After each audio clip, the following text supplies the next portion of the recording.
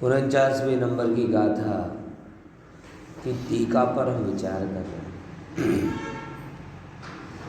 और उसमें ये बात समझे कि अरस आत्मा किन किन कारणों से है। बार बार ये बात याद दिलानी पड़ती है कि भाई भगवान आत्मा को अरस जड़ रस नहीं, इसके लिए कह रहे हैं। बाकी आनंद रस तो भरपूर है। समझ में आया? केवल जड़ रस नहीं है, इसके लिए उसे अरस का रस रहित, बाकी आनंद का रस तो छलोछल भरा हुआ है। इसलिए ऐसा मत समझना कि हम आपको नीरस वस्तु की मार्केटिंग कर रहे हैं। नीरस वस्तु की मार्केटिंग नहीं, ये ऐसी वस्तु की बात है कि जिसका रस कभी पुराना ना पड़े, जिसके रस में उबन नहीं, जिसके रस में पराधीनता नहीं, जिसके रस को अनंत काल तक रसप्रद तरीके से आप भोग सको, ऐसा अतीन्द्रिय भगवान आत्मा का चैतन्य रस है। बराबर। लेकिन जो जड़ रस है वो जड़ रस उसका यहाँ प्रवेश नहीं। अब वो क्यों नहीं है, उसके 5 कारण हो गए थे। एक तो पहले नंबर द्रव्य नहीं है, वो गुण नहीं है, द्रव्येंद्रिय नहीं है, क्षयोपशमिक ज्ञान की जो पर्याय है वो भी नहीं है, और 5वां क्या बोला था कि सकल विषयों में एक साधारण पने को ग्रहण करना स्वभाव। खंड खंड जानना इसका स्वभाव नहीं। जो साधारण है, अखंड है, एक है, अद्भुत है, ऐसा ही भगवान आत्मा का स्वभाव। और ये उस स्वभाव में अकेला एक रस है ही नहीं। जो सबको जानता हो, वो सब सिंपल भी है ना कि भाई प्रधानमंत्री हो और एक कोई मिनिस्टर हो, तो अपन कह सकते हैं ना कि भाई गृह मंत्री प्रधानमंत्री नहीं, प्रधानमंत्री की पूरी जिम्मेदारी होती है, गृह मंत्री की एक जिम्मेदारी होती है। तो प्रधानमंत्री को अगृह मंत्री कह सकते कि नहीं कह सकते? आरक्षा मंत्री कह सकते कि नहीं कह सकते? आरक्षा मंत्री मतलब रक्षा नहीं करने वाला ऐसा नहीं, लेकिन मात्र रक्षा मंत्री नहीं है इसीलिए आरक्षा मंत्री। मात्र गृह का डिपार्टमेंट उसके लिए नहीं है इसीलिए अगृह मंत्री। ऐसे ही भगवान आत्मा का स्वरूप तो साधारण सबको जानना, तो अकेले रस में क्यों रखना उसको? इसीलिए मात्र रस को नहीं जानता, सबको साधारण रूप से जानता है, इसीलिए क्या है? अरस। समझ में आया कि नहीं है? ख्याल में है ना ये बात? ये 2 चीजों को समझना कि एक तो है साधारण जानने का स्वभाव, और एक विशेष पर्टिकुलर चीज को पकड़ पकड़ कर जानने का स्वभाव। तो ये आत्मा का स्वभाव साधारण जानने का है, पकड़ पकड़ कर जानने का नहीं। और इसीलिए वो जो विशेष गुण हैं, ऐसे रस आदि, वो आत्मा में नहीं है, ऐसा कहना चाह रहा है ना। बस देखो 5 हो गए।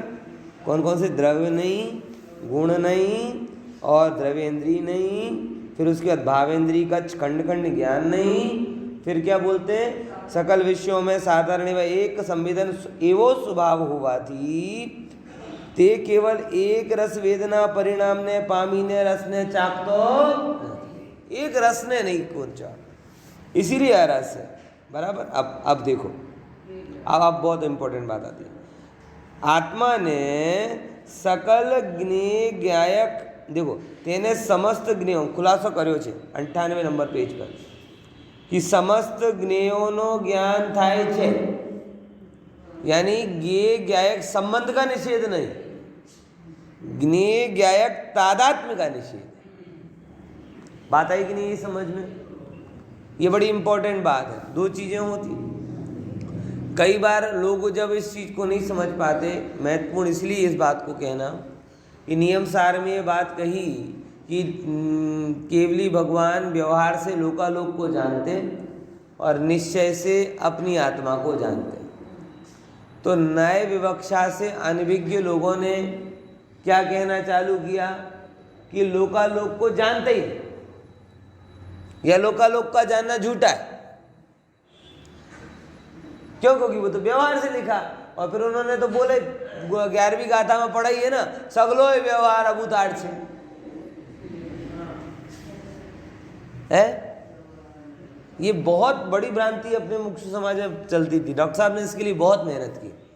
ये तो काफ़ी लोगों ने तो बहुत मतलब सामान्य व्याख्यानों में, बड़े बड़े विद्वानों ने जाहिर व्याख्यानों में ऐसी व्याख्या करना चालू किए थे कि लोकालोक को जानना व्यवहार है, लोकालोक को जानना व्यवहार है मतलब झूठा है, और केवल ज्ञान मतलब आत्मा को जानने से केवल ज्ञान होता है, लोकालोक को जानना सो केवल ज्ञान नहीं, वो तो व्यवहार से कहा जाता है और व्यवहार तो झूठा है।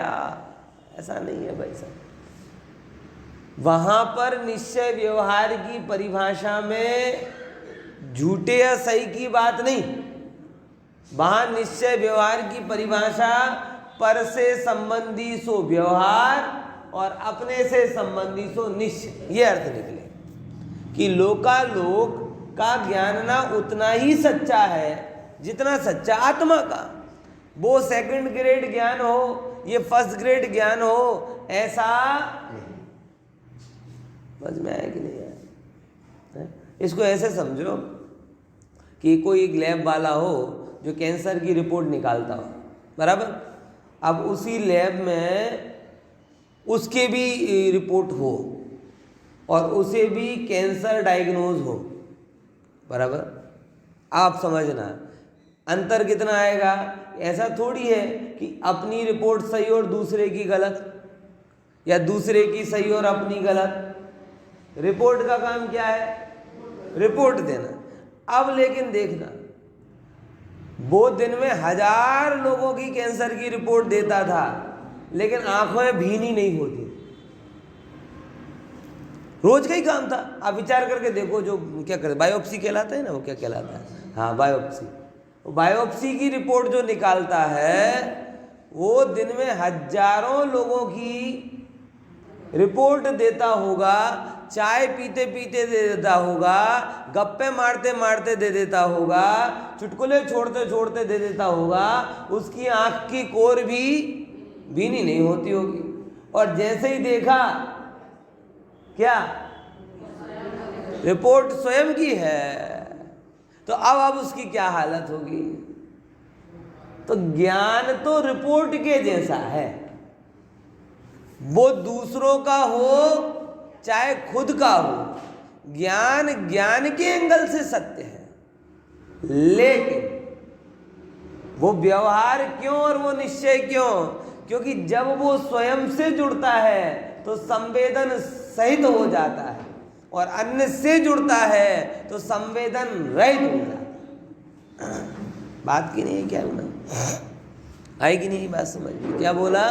तो केवली भगवान का ज्ञान उतना ही आत्मा का ज्ञान जितना सच्चा है, उतना ही सच्चा लोकालोक का ज्ञान। मतलब लोकालोक का ज्ञान डुप्लीकेट रिपोर्ट है, खोटा RT-PCR है जो आपको फॉरेन जाने में काम लग जाए, ऐसा नहीं है। अपने तो जो भी नियम बनता है उसका धंधा पहले चालू हो जाता है। गवर्नमेंट ने नियम बनाया बाहर जाने के लिए RT-PCR जरूरी है, आपने चेक करावू नहीं, घर बैठा आपी दो तो खोटा RT-PCR है, ऐसा नहीं है। वो उतना ही सच्चा है जितना स्वयं। लेकिन व्यवहार क्यों कहा? बस इतना कि अपने को जो जानते हैं उसमें मैं ऐसा हूं, ऐसा संवेदन करते हैं। और अन्य को जो जानते हैं उसमें ऐसा मैं नहीं हूं, ये पर हैं, ऐसा जानते हैं, बराबर। इसीलिए एक में आनंद लेते हैं और दूसरे के ज्ञाता रहते हैं, इतनी सी अंतर हो गया। यहाँ कैंसर की रिपोर्ट में व्यतिरेक दृष्टांत आएगा, अपनी रिपोर्ट के कारण रोने लगा और दूसरी रिपोर्ट में कोई फर्क नहीं पड़ता था। आचार्यों का यहाँ, केवलियों के यहाँ रिवर्स है। अपने का जानना जितना स्पष्ट है, जगत का जानना भी उतना स्पष्ट है। अंतर कितना? अपने जानने में आनंद लेते हैं और अन्य के जानने में। तो ज्ञेय ज्ञायक संबंध का अभाव नहीं, पहले नंबर ये समझा। ये बात क्यों बताई? ज्ञेय ज्ञायक संबंध का अभाव नहीं है, क्योंकि ज्ञेय ज्ञायक संबंध का अभाव करने पर दो जगह आपको सुधारा करना पड़ेगा। एक तो आत्मा की स्वपर प्रकाशी क्षमता और दूसरे उस पुद्गल के प्रमेयत्व गुण। दो जगह से कमिटमेंट है साहब। है एक तो तुम्हारी ज्ञान की क्षमता जिसके कारण सब जानते हो स्वपर दोनों को, और दूसरे नंबर पुद्गल की क्षमता या अन्य द्रव्यों की क्षमता, पर की क्षमता जिसके कारण वो जानने में आते। यानी उनकी कौन सी क्षमता है? प्रमेयत्व नाम के गुण की। तो ज्ञान नाम के गुण के कारण भगवान आत्मा जानता है, और प्रमेयत्व नाम के गुण के कारण जगत के सारे पदार्थ जानने में आते हैं। जब दोनों ही संबंध पक्का है तो ज्ञेय ज्ञायक संबंध का कभी निषेध हो सकता है क्या? नहीं, और हमें उसका निषेध करना भी नहीं चाहिए। कुछ जानने में आ जाए ये समस्या है ही नहीं, आप समझो इस बात को। हमारा उपाय बड़ा बेढंगा है। हम अंदर के राग को बचा के रखते हैं और ज्ञान को रोकने की कोशिश करते हैं। कोई कुछ कह जाए, कोई कुछ सुन जाए तो हमें वो सुनने, कहने, बताने वाला बुरा लगता है। सबसे ज़्यादा अपने अवगुणों और निंदा के बारे में जब बात होती ना, तो हमारी निंदा बिंदा क्या क्या बोला वो उसमें कोई बात नहीं, ये बताओ किसने बोला। जैनाचार्य ये कह रहे किसने बोला इंपॉर्टेंट ही नहीं, वो तो तेरे ज्ञान की योग्यता थी तो आ गया। अब वो पर्सन को भूल जा, और अगर लगता है कुछ काम की बातें हैं सुधारने जैसी तो सुधार ले, और नाकामी है वो कसाई के कारण बोल रहा है तो वो इग्नोर कर। दो ऑप्शन हो गए अपने पास में, कौन से? किसने बोला ये तो भूल जाओ। हमारा सबसे ज्यादा किस पे असर होता है? और पता फिर क्या कहते हैं? आम तो बदा मास बदा गुण होए પણ બધાને કહેવા કોઈ જાય તમને કીધું કેમ અને તમે ક્યાં ના ડાયા પછી ચાલુ है रामायण, तुम यहाँ से एक तीर छोड़ो वहाँ से दो आए, ये तरीका सही नहीं। जैनाचार्य कह रहे हैं तुम्हारे अवगुण भी अगर कभी तुम्हारे जानने में आए तो सबसे पहले, मतलब ये बहुत आदर्श बात है, आदर्श नहीं बहुत अच्छी बात है कि जैसे तुम्हारे शरीर के रोग को कोई बताए ऐसे डॉक्टर को तुम 100, 500, 1000, 1500 रुपए देते हो। जो शरीर तुम्हारा नहीं उस शरीर के रोग बताने वाले को तुम 500, 1000 रुपए देते हो, तो जो आत्मा तुम्हारी है और उसके कोई रोग बताए कि भाई तुम्हें गुस्सा आता है, तुम्हारे अंदर में ये, और अगर वो जेन्युइन हो तो वो शत्रु कैसे हो जाता है? शरीर का रोग बताने वाला डॉक्टर, बहुत बहुत उपकार भैया आपका, आपने बता दिया, जबकि वो तुम नहीं हो। और आत्मा का रोग कोई बताए वो, अरे कैसी बात करो, तुम होते कौन हो कहने वाले? मतलब वो उसका शकल नहीं देखे जिंदगी भर। क्या क्या मतलब निकाले इसका? क्या मतलब निकाले बताओ? अरे भाई, आत्मोद्धार का रसिक जीव, सच बता रहा हूं, नैतिक अथरों में कहा है कि प्रशंसा सुनते समय तो अपने कान बंद कर लेता है, और निंदा के समय ऐसे सुनता है कि जैसे कोई वैद्य रोग बता रहा हो। हाँ, जरूरी नहीं कि सब निंदा बराबर ही हो, क्योंकि वो सामने वाला भी कोई वीतरागी थोड़ी है। वो कुछ चीजें जो अनुचित नहीं है उनको भी अनुचित देख रहा है, उसका परसेप्शन है। आपके पास तो विवेक है ना, आपके पास विवेक है तो विवेक है तो उसे लगाओ, और लगाओ तो कैसे कि अगर किसी की बुराई में तथ्य है तो स्वीकारो, और तथ्यहीन है तो झगड़ो मत, इग्नोर करो। तुम्हें तो पता है ना तुम कैसे हो, तुम क्यों अपने पे डाउट करने लगते हो? मैं अभी कहूँ समझो आपका दूसरा हाथ कहाँ गया, कैसी बात करते पर यही तो है, कहाँ जाएगा? मतलब जब आपको आपके हाथ पर भरोसा है, आपकी आंख पर भरोसा है, कान नाक पर भरोसा है, 50 लोग कह दें कि तुम्हारी आंख कहाँ गई, तुम्हारे हाथ कहाँ गए, तुम तो एक हाथ वाले हो, तुम एक आंख वाले हो, है बराबर, तो तुम्हें कोई डाउट नहीं होता, बल्कि ये लगता है इसका मानसिक संतुलन गड़बड़। सही है कि गलत? डाउट होता है क्या? कभी हुआ आज तक? कोई कहे ए लंगड़े, बोले मैं तो लंगड़ा नहीं, तू अंधा जरूर है। क्यों? मेरे तो 2 पैर, मुझे भरोसा है, तुझे नहीं दिख रहा है, तू गंदा अंधा है। मतलब समझ में आया ना? आपको आपके शरीर के अंगों पर 100% भरोसा है कि नहीं है? किसी ने बोला कि तुम्हारे पास हृदय नहीं है तो जाके तुरंत इको और वो चेक कराने नहीं जाते ना? है भाई, तुम्हें क्या पता, हमारा जी रहे मतलब है। कोई बोले तेरी किडनी नहीं है, कोई बोले तेरा ये नहीं है, आपको कोई डाउट होता है क्या? क्योंकि आपको भली भांति पता है कि ये चीजें मेरे अंदर में हैं।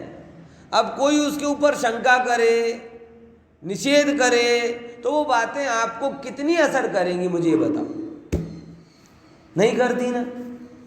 तो फिर आपको कोई तथ्यहीन आरोप लगाए, आप गुणवान हो, बराबर, अच्छे हो, और कोई तथ्यहीन आपकी निंदा के कारण कसाई के उदय में कुछ भी कर सकता है, तो आप डाउट क्यों करते? झगड़ना, विवाद करना मतलब अपनी क्षमता पर संदेह करना है। क्या बोला? ये लाइन बहुत मनोवैज्ञानिक आधार से मैं कह रहा हूं।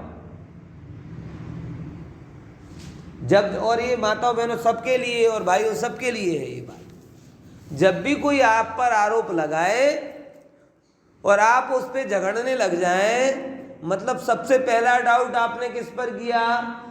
अपने आप पर किया। अब कोई बालक मेरे से बोल के जाए तुमको कुछ नहीं आता, तो मैं क्या उसको अपनी पीएचडी का डिग्री का सर्टिफिकेट बताऊंगा? अरे तू बैठ यहाँ बैठ, मैंने बीए किया है, एमए किया है, बीएड किया है, 2500 डिग्री है, पीएचडी है, मैं करूंगा? बच्चा है। उससे मैं क्यों उसको स्पष्टीकरण दूं कि मैंने क्या किया? मुझे मेरे पर भरोसा है, जब जरूरत होगी कहीं पे तो बताऊंगा। बच्चों को थोड़ी बताया जाता, समझे कि नहीं समझे? ऐसे ही जब हमें कसाई का उदय होता है ना किसी को भी, तो बालक से भी गया बीता हो जाता है, एक अबोध बालक से भी गया बीता हो जाता है। तीव्र कसाय के उदय में व्यक्ति बालक से भी दीनहीन हो जाता है, कुछ विवेक नहीं, बस बोले जा रहा है, कहे जा रहा है, कोई आगे पीछे का विचार नहीं है। तो जैसे किसी बालक ने मेरे ऊपर आरोप लगाया कि मुझे कुछ नहीं आता, तो मैं उसको अपनी पीएचडी डॉक्टरेट का सर्टिफिकेट नहीं बताता। मैं क्या समझता हूं, ये कौन है? बालक, मुझे क्या फर्क पड़ रहे वाला? पढ़ाएगा, लिखेगा, समझेगा, तब खुद पता चलेगा कि कौन से क्या बात करनी, अभी उससे क्या झगड़ा कर। सेम बात यहां पर लागू होती है। जब आप अपने में कच्चे होते हो, जब आप अपने में कच्चे होते हो तो किसी के आरोपों से व्यथित हो जाते हो, और फिर उसके लिए उल्टा सिद्धि, मतलब वाद विवाद, झगड़ा फसाद, ये सब चालू हो जाता है। ये सब क्यों हुआ? क्योंकि सबसे पहले आपने किस पे संशय किया? अपने आप पर।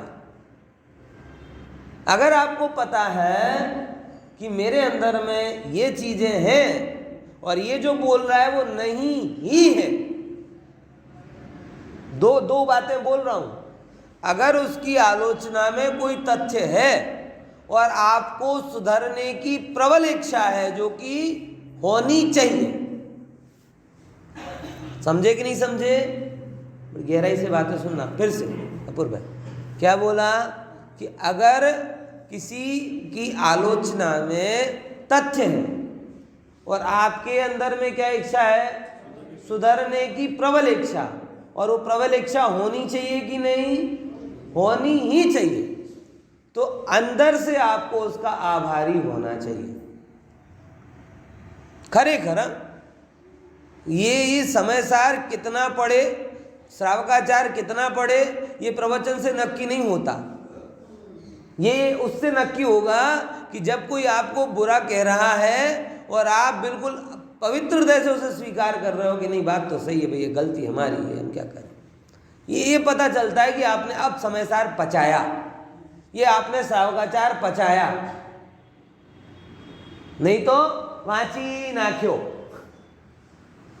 वाची ने बराबर। क्या में एक बात क्लियर हुई। दूसरे नंबर की बात, जरूरी नहीं कि जो भी आलोचना हो सही हो, तो क्या करना? जो दूसरे नंबर पे आपकी बात कही कि जैसे आपको अपने अंगों पर भरोसा है और भरोसा होने पर कोई उसके बारे में बुरा कहे तो आप कंफ्यूज नहीं होते हो, वैसे ही आपको आपके गुणों पर भरोसा है कि नहीं? नहीं, जिसको नहीं होता वो मतलब समझ लो कच्चा खिलाड़ी। अगर है तो उसे इग्नोर करो, ठीक है भाई, उसे ऐसा लगता है उसकी भूल है, तीव्र कसाय का होता है, बालक हो गया, गुण अवगुण का विवेक नहीं कर पा रहा, हम क्या करें?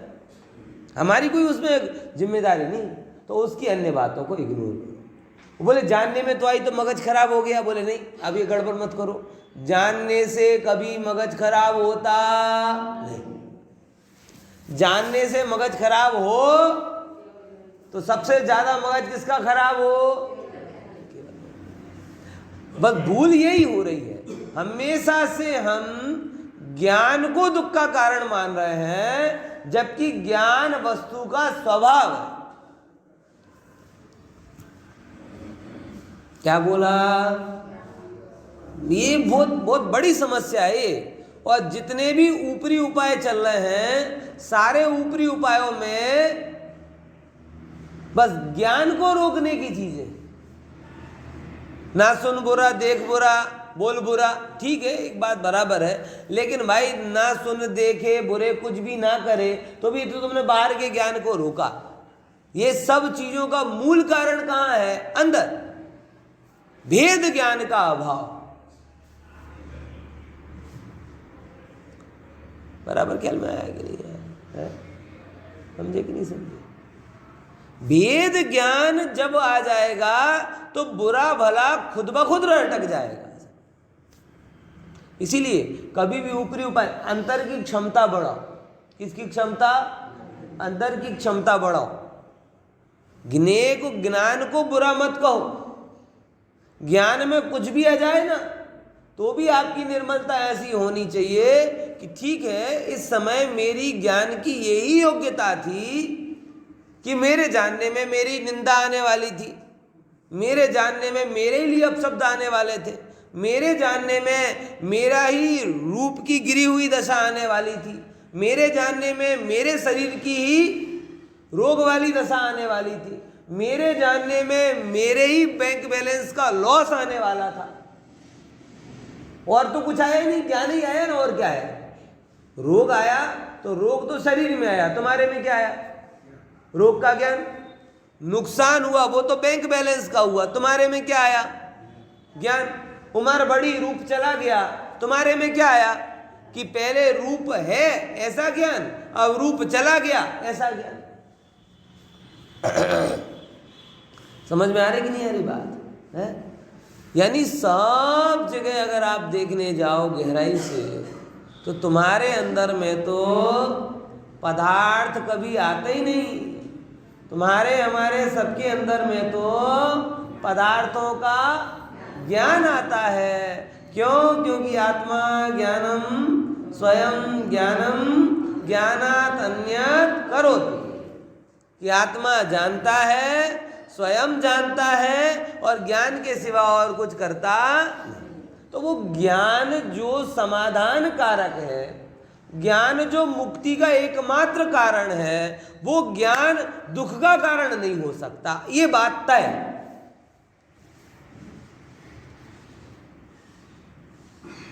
ये दुख का कारण अलग ही है, और वो दुख के कारण को हम समझ नहीं पा रहे हैं, और पूरी के पूरा उपाय किस पे कर रहे हैं? ज्ञान रोकने का कर रहे हैं।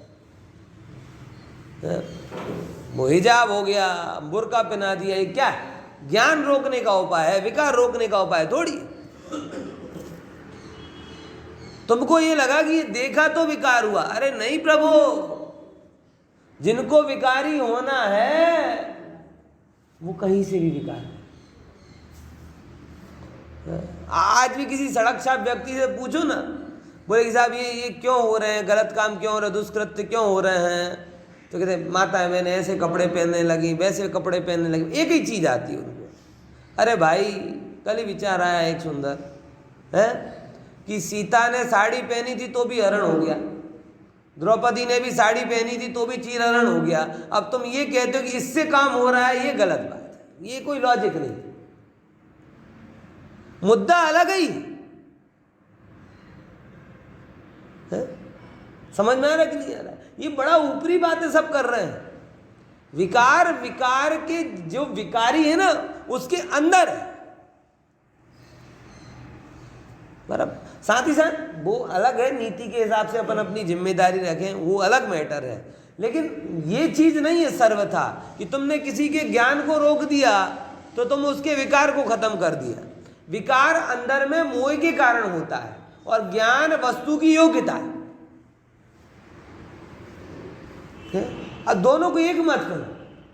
अंदर में जितना मोह होगा वैसा कोई भी ज्ञेय हो, वो आपको, जैसे कहे ना, अगर अपन सरल भाषा में कहें, एक मुनिराज हो, दिगंबर देह के धनी, चक्रवर्ती के महल में घूम के आ जाए तो भी उन्हें मात्र वैराग्य दिखाई दे, और एक विकृत व्यक्ति हो, उस विकृत व्यक्ति की अगर देखोगे तो कुछ भी हो, 60 साल की वृद्धा हो चाहे 6 साल की बच्ची हो, उसको भी वो क्या देख लेता है? वो विकार की दृष्टि से देख लेता है। मतलब कारण ज्ञान नहीं है, कारण क्या है? उस व्यक्ति के अंदर में या किसी भी व्यक्ति के अंदर में पड़ा हुआ मोह। यानी समाधान ज्ञान को रोकना नहीं है, समाधान मोह को हटाना। और मोह क्या है? जो जैसा है वैसा नहीं जाने, वो मोह है, बस सिंपल सी बात। तो मोह को हटाने का उपाय करो, वेद ज्ञान करो। ये अजय जब ये व्यवस्था होगी तो व्यक्ति अंदर से सुधरे। ये जो एक बहुत सड़क छाप बातें चलती हैं, ऊपर ऊपर की बातें, ये हटा दो, वो बदल दो, ये सब चीज़ों में बहुत ज़्यादा सुधार नहीं होगा। सुधार होता है तो अंदर से होता है। ये बात समझने लायक है। तो मुद्दे की बात आई ना कि ज्ञेय ज्ञायक संबंध है। अब एक फेज पूरा हुआ। अब दूसरी बात आती कि ज्ञेय ज्ञायक संबंध होते हुए भी सकल ज्ञेय ज्ञायक तादात्म्यनो निषेध होवा थी। अब जो कि आत्मा ज्ञेयों को जानता है, नो प्रॉब्लम, लेकिन ज्ञेयों को जानकर ज्ञेय रूप होता नहीं, तादात्म्य नहीं। रूप को देखा तो रूप का लोभी हो गया, ऐसा तादात्म्य नहीं है। जड़ को देखा तो जड़ हो गया, ऐसा तादात्म्य नहीं है। रस को खाया तो आत्मा रस से सराबोर हो गया, ऐसा नहीं। क्योंकि ज्ञेयों को जानता है लेकिन छूता नहीं, सबको छूता फिर भी अछूता। आत्मा का ऐसा वैभव है कि एक एक पदार्थ को जान ले और एक भी पदार्थ को ना छू। ज्ञान से लोकालोक को छू जाता है। केवली भगवान का ज्ञान लोकालोक में, और एक भी परमाणुओं को स्पर्शता तक नहीं। ये बात है। तो हमें वो तादात्म्य की बात करेंगे। ज्ञेय मेरे में आते नहीं, ज्ञेय मेरे में आते नहीं। मैं ज्ञेयों को जानता मात्र हूँ। आज तक ना रूप मेरे अंदर में आया, ना रस मेरे अंदर में आया, ना लता मंगेशकर के शब्द मेरे अंदर में आए, ना कोई आकार, ना कोई प्रकार, ना कोई वस्तु, ना कोई भोग। हो आज तक एक भी जड़ पदार्थ मेरे अंदर में आया नहीं। मैंने उन पदार्थों को जाना मात्र है, और जानने के बावजूद भी उस पदार्थ में और मेरे में कोई भी तादात्म्य नहीं। आया कि नहीं? तादात्म्य नहीं। शत्रुघ्न राजा मधु से युद्ध कर रहे, और डुप्लीकेट वाला युद्ध नहीं, ओरिजिनल वाला युद्ध।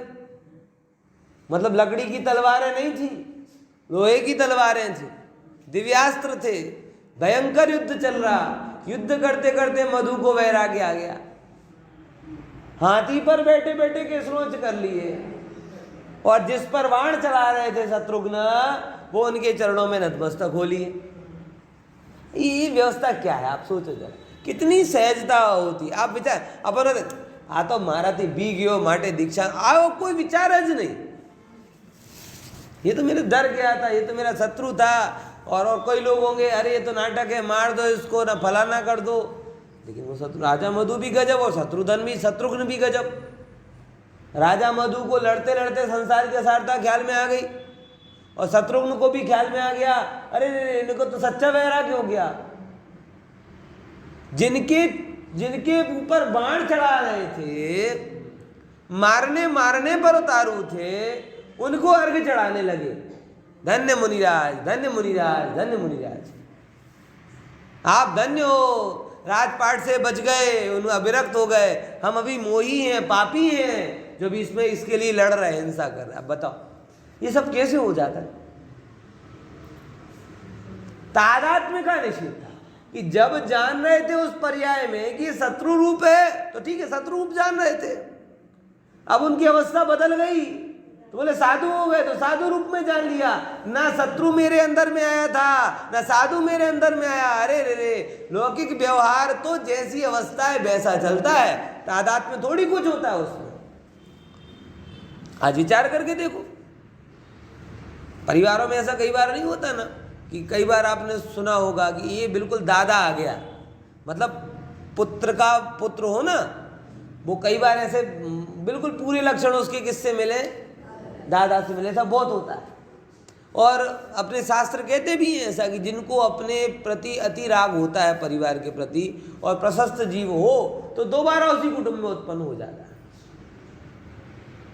तो जो दादा था, अब वो क्या बन गया?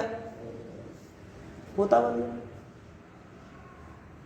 अब विचार करके देखो, और अवधि ज्ञानी पोता हो तो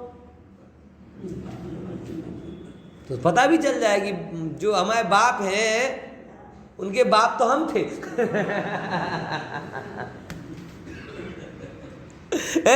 अब बताओ, और ये सब हो सकता है तो क्या अपने पिताजी के पैर नहीं पड़ेगा?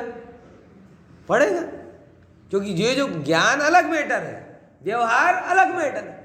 अब ज्ञान में भले उसको दोनों बातें आ गई कि जो हमारे पिताजी हैं इस पर्याय में, पूर्व पर्याय में हम क्या थे? इनके पिताजी थे। अब वो व्यवहार किस पर्याय के हिसाब से करेगा बताओ? वर्तमान पर्याय के हिसाब से। वहां वो अपना बड़कपन नहीं बताएगा, ऐसा करो, वैसा करो, नहीं। ये है तो ये ज्ञान की बात अलग होती है, लेकिन व्यवहार अलग होता है और तादात्म्य अलग होता है। ज्ञान निर्दोष, पूरे लोकों में घूमने वाला, इससे कोई कुछ बाध्यता नहीं। कभी कोई जानने को शत्रु मत समझना, और ज्ञान के जान करके जो भी आपको राग देश हो रहा है, उसमें ज्ञान का लेश मात्र भी दोष नहीं है।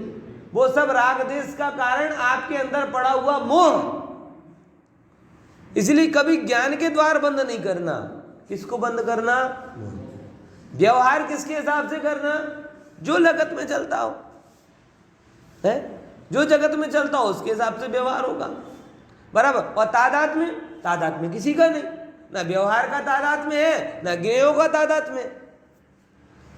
इसीलिए यहां पर कहते हैं, देखो सकल ज्ञेय तादाद मतलब एक साथ होवानो, एक रूप तो अथवा निषेध होवाथी रसना ज्ञान रूपे परिणमता छता।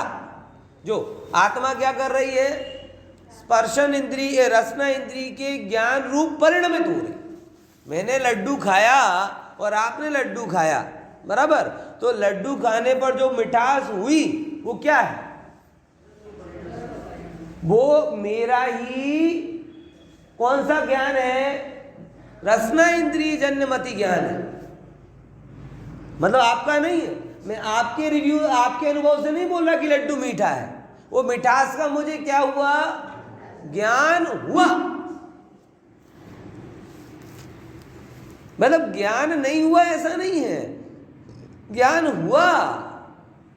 अब कई लोग कहते हैं इनको रस नहीं आता साहब, रस नहीं आता, ये कोई गुण नहीं है, ये तो बीमारी है।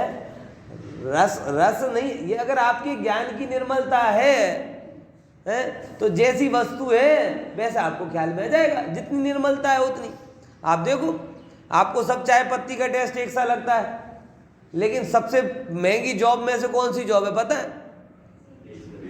टी टेस्टर की, ऐसे स्मेल टेस्टर की होती, परफ्यूम वगैरह बनाते हैं वो इतने, मतलब आपको सब एक सा लगे। कोरोना के बाद से तो मेरा ये क्षमता बहुत कम हो गया स्मेल वाला अभी तक वापस आया ही नहीं अब ना किसी के पसीने की दुर्गंध आती है ज़्यादा और ना किसी की सुगंध आती है, लगभग मीडियम ही रहता है समझ आया? तो आपको रस नहीं आ रहा ये लगता है, ये बड़ी गुण की बात है। गुण नहीं है, आपके ज्ञान का क्षोभसम कम हुआ। रस नहीं आना ये गुण नहीं है, ये क्षोभसम की कमी। और रस लेना ये मोह की बीमारी। रस नहीं आना और रस लेना ये दो अलग अलग चीजें। आई कि नहीं ये बात समझ?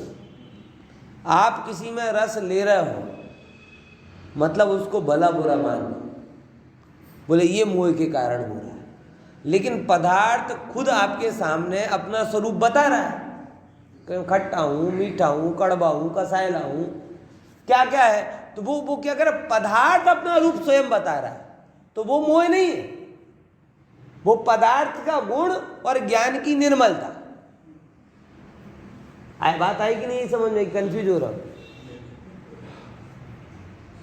आई ना बात समझ में? तो फिर से समझना उस बात, विनोद सबको समझना।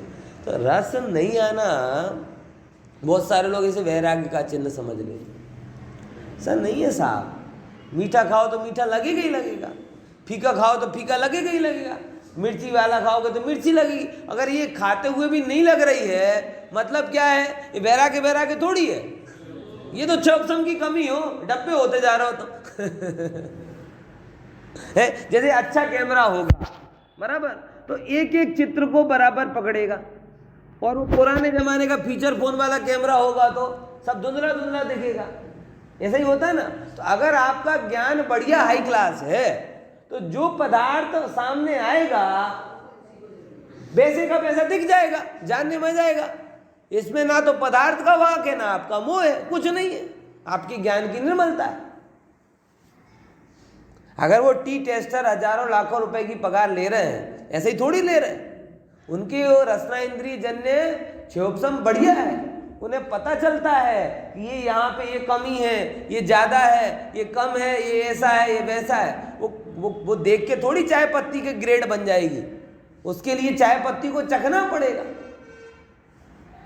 तो ये लोगों ने पता नहीं किस चीज को वैराग्य समझ लिया।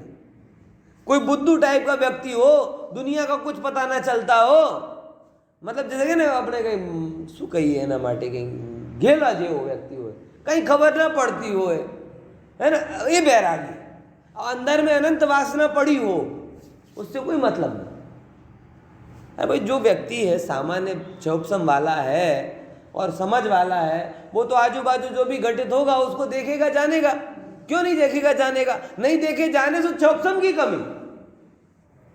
पदार्थ स्वयं अपना स्वरूप उसके सामने प्रकट करता है और अपनी ज्ञान की निर्मलता के कारण वो क्या उसे सहज जान लेता है। दोनों में कोई प्रॉब्लम नहीं। प्रॉब्लम कहां होती? जब आप रस को जानते नहीं, रस लेने लगते हैं। रूप को जानते नहीं, रूप के मोही होते। समझ में आया कि नहीं है? हाँ, समझ में आया। उस रूप में हूं। तो अगर आपको भोजन में रस नहीं आवे, बराबर, तो ऐसे वैराग्य का चिन्ह मत समझना, ये आपकी जिह्वा की कमी। जैसा पदार्थ वैसा जानने में नहीं आवे तो ये चौकसम की कमी है। वैराग्य कुछ नहीं। हाँ, रस लेना अलग बात। मतलब आप क्या समझ, वैरागी का मतलब आपका चौकसम बन जाए। आत्मा को डिग्रेड करके आप वैरागी बनना चाहते हो कि आत्मा को अपग्रेड करके वैरागी बनाना है? बताओ। जो जैसा है वैसा दिखे जाने, ये आत्मा का स्वभाव है। समझ में आया कि नहीं? लेकिन रस लेना क्या है? जब आप चीज आई आनो रस बराबर नहीं हमें नहीं खाईशू, बोले अब दिक्कत है। अब वो जीवा इंद्री को प्रॉब्लम नहीं है, अब तुम्हारे क्षपसम को प्रॉब्लम नहीं है, अब तुम्हारे मोह को प्रॉब्लम हो रही है। इसीलिए अब मैं नहीं खा रहा हूं। क्यों? क्योंकि आमा नमक बराबर नहीं, आमा मरचू बराबर नहीं, आनो आ टेस्ट है। बोले अब मोह की प्रॉब्लम है। ये मोह की प्रॉब्लम सॉल्व करना है, ज्ञान की निर्मलता को नहीं दोष देना। बुद्धुओं को वैरागी बनाओगे तो ऐसे ही होगा। आई कि नहीं ये समझ में? है? ये लाइन ख्याल में आई? शॉर्ट में एक शब्द में कह दी। बुद्धुओं को वैरागी नहीं, वो बुद्धू है। वो अलग नहीं जानने में आना ये कोई बौद्धिकता का लक्षण नहीं, वैराग्य का भी लक्षण नहीं, क्षोभसम की हीनता का लक्षण।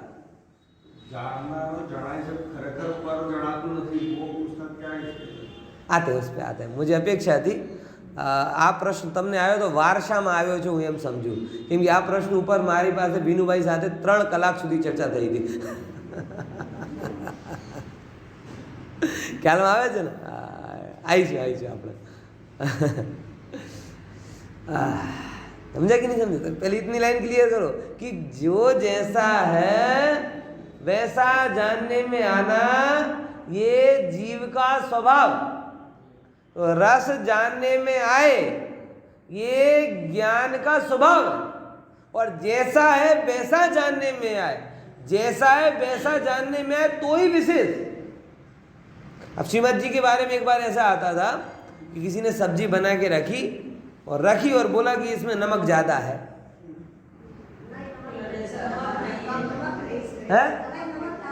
ज्यादा है।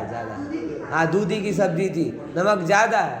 तो क्या साहब खाधा वगैरह केवी रीते खबर पड़ेगी तमने? बोले जो नमक अगर कम होता है ना तो इसकी जो है ना रेशे वो घुल जाते हैं, और नमक ज़्यादा है ना कम होता है ना तो घुलते नहीं है। ये इतना ज़्यादा हो गया कि उसके रेशे घुल गए।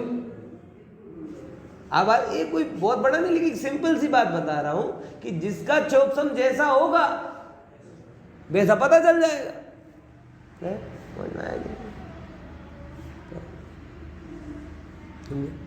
अभी मम्मी एक बार घर गए थे, मम्मी जलेबी बना रही थी, बैठी सामने, उन्हें वो बना के रखी। मैंने कहा इसमें चाशनी कम है। बोले खाए बिना तुझे कैसे पता चल गई? मैंने कहा कि अगर वो चाशनी पी लेती तो वजनदार हो जाती, थाली पटकती तो आवाज तेज आती। आवाज धीमी धीमी आई, इससे क्या पता चला? अब ये तो ज्ञान की बात है, उसमें क्या बड़ी बात है? सहज अनुमान लगा कि कोई वजनदार वस्तु गिरे थाली में तो आवाज ज्यादा आती है, और हल्की गिरे तो आवाज कम आती। अब इसमें कोई खाने की जरूरत थोड़ी है। समझ में आया कि नहीं है? तो ज्ञान है, ज्ञान कोई बाधक साधक है ही नहीं। लेकिन लोगों को सब प्रॉब्लम ज्ञान से। रस का जानने में आना और रस लेना ये दो अलग बात है। रस लेना मोह का चिन्ह है और रस जानने में आना ये तुम्हारा स्वभाव। आचार्यों ने रस लेने का निषेध किया है। मैं रस को जानता नहीं हूं इसका निषेध नहीं, क्योंकि वो तो गेय गायक संबंध है। अब आते हैं 2 मिनट में जरा अपूर भाई के प्रश्न के ऊपर। क्यों खरेखर पर जणातो નથી એનો મતલબ એ છે કે તમે રસને જાણતા નથી, તમે કોને જાણો છો? પોતાના જ્ઞાનને જાણો છો। એ જ વસ્તુના પોઈન્ટ ઓફ વ્યૂથી એમ કહેવામાં આવે ખરેખર પરમે ક્યાં જઈને જાઓ છો ભાઈ? તમે તો તમારી જાતને જાણો છો, આ જ્ઞાનની ક્ષમતાને જ જાણો છો, પણ એને જ જ્ઞાન પરના જ્ઞાન એ જ જ્ઞાનને પરનું જ્ઞાન કહેવામાં આવ્યું છે। બરાબર કહેવામાં આવે છે। તો ગે ગાયક તાદાત્મ્યનો નિષેધ હોવાથી રસના જ્ઞાન રૂપે પરિણમતા છતાં પણ પોતે રસ રૂપે પરિણમતો નથી, માટે રસ છે। આવી અદ્ભुत बात कि तादात्म्य नहीं, सारा जगत जानने में आ गया, सारा जगत जानने में आया और जानने में आने के बाद में भी कोई भी ज्ञान गिरे पदार्थ मेरे अंदर में नहीं आया और मैं कहीं बाहर नहीं गया। तादात्म्य नहीं हुआ। तादात्म्य मतलब तद रूप नहीं हुआ। माटे केवो छे? रस छे। आम 6 प्रकारे रसना निषेध थी भगवान आत्मा। હવે જેમ આ 6 પ્રકાર બતાવ્યા એવી જ રીતે બધા વાંચીને આવજો કાલે। રૂપના પણ આવી રીતે કીધા, ગંધના પણ આવી રીતે કીધા છે, પછી સ્પર્શના પણ આવી રીતે કીધા છે, શબ્દના પણ આવી રીતે કીધા છે। બધામાં same to same word to word તમે મેચ કરી શકો છો। એટલે બધાને વાંચીને આવવાનું। અનિર્દિષ્ટ સંસ્થાન અને અવ્યક્તની ચર્ચા આપણે કાલે કરીશું।